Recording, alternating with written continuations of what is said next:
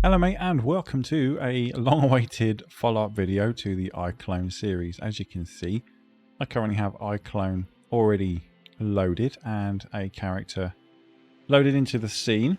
And what I'm going to talk about in this video is going to be the iRay plugin. A number of people have been asking how best to do rendering from iClone, and whilst you can use NVIDIA Omniverse, which I will make a video on at a later date, the easiest way to do it is simply to buy the iRay plugin for iClone and Character Creator. Now, it is a premium plugin, so you do have to pay for it. However, what it basically does is adds all of the iRay functionality that you will have become familiar with from other applications right into iClone or Character Creator. As you can see, I've got a character loaded into the scene, and I've got her in a light room, so there are already lights applied to it and a little backdrop for us to cast a shadow on. And to be quite honest, already in the native iClone setup, she doesn't look too bad. You could arguably get away with using just this as a render, but this isn't iRay. This is no iRay going on here. This is there is a bit of ray tracing going on, but it's instanced, so it's low quality. In order for us to get an idea of what options we have with the iRay plugin, what you'll notice is because I have it installed, I actually have the iRay render tab available up here. And if you don't have it, you can find it in the Windows pane up here. If you come to the Windows menu, then the render settings, iRay render settings will be available from there. Now, currently in this scene, we have nothing selected, and I'm actually just going to go ahead and hit the preview button straight away, just so that we can get a look at what the image is already going to look like. And as you can see at the moment, our render is pretty dang small, so we need to make some adjustments to that. Firstly, we need to set our zoom to 100%, and then we can get an idea of what this is actually going to look like. And already it looks pretty good. Now, there are some strange artifacts going on. We can see our lights in the background, but we won't worry about that right now. All we're really interested in is what's going on here. And as you can see, it's currently working its way up to 1,000 iterations, which is the point at which this current preview render is going to stop.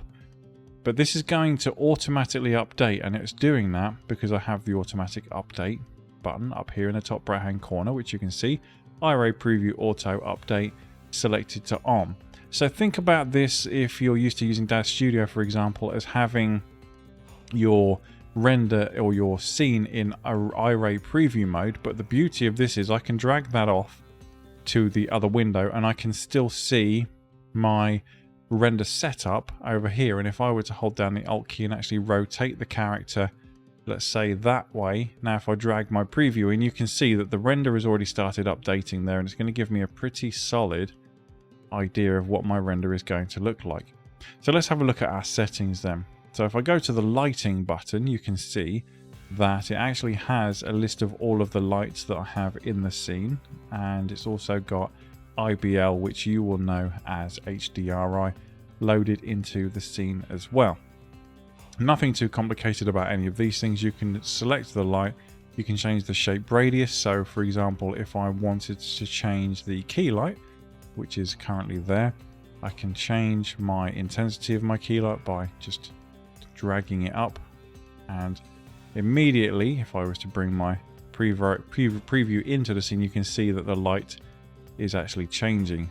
And if I were to change the width of my key light, that's again going to make adjustments to that lighting. So you can actually play around with not only the lighting's position in the scene management tab, but you can actually adjust all of the lighting settings using this menu here.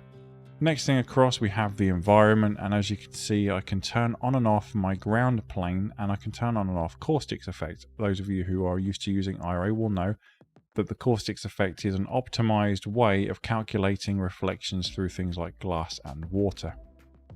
Also, I can apply my tone mapping here, which are things that, again, anyone who does photography or rendering in iRay already will know that you can change the exposure by adjusting the highlights, shadows, saturation, gamma, vignetting, and these are all sort of post things. And we can also adjust the bloom filter, so I can turn bloom on or off. If I turn bloom on at the moment, we're not going to see a huge amount of effect going on there because the radius is quite low and the threshold is quite high.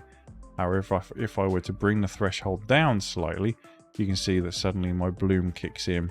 It looks absolutely awful, but the point is that that is another option that we have.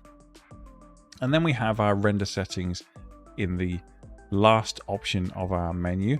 We can turn on the NVIDIA denoise. Now, this is not the denoise that those of you that have used Dash Studio will be used to. It is not the absolutely horrendous Dash Studio denoise. This is NVIDIA's proprietary AI denoiser. Now, I still don't recommend using it, but it is an option if you so choose to use it. However, as you can see, my render's already looking pretty dang good, and it's only at 641 iterations at the moment. So I don't consider this image to require any denoising at the moment. However, it's entirely up to you what you do. Nominal luminance and eliminate shadow artifacts. If I was to select eliminate shadow artifacts, you can see that actually some of the noise in the background is disappearing. And this is, again, it's another kind of denoising effect, because those of you who know anything about photography or iRay will know that low light areas tend to be quite noisy. So what this does is it kind of smooths that out a little bit. Now we have options such as the hardware options. I'm not going to play around too much with that, to be honest, but we can come into the camera. We can use the iClone camera. We can change the lens distortion so we can go spherical. So if you wanted to use iClone to create HDRIs of scenes, you can certainly do that here. You can change our render mode, so we've got presets, fast, high quality, and custom. You can change the number of light bounces, and you can set it to interactive, and interactive is going to give you more like the actual iClone preview image. We can now come to the animated objects list, so we can see if any objects have animation attached to them. And we can also go with compositing elements. That's useful for things like canvases. As you can see here in the preview settings, again, I've got preview auto update selected there, so that my preview here that we're currently seeing on the screen will automatically update, remembering that this is what I'm actually working on in the iClone rendering or the iClone workspace. This is actually the preview of the render. Okay, and then we can actually do a preview selected, so we can actually turn certain elements on or off, which is, I think you'll find, quite damn handy.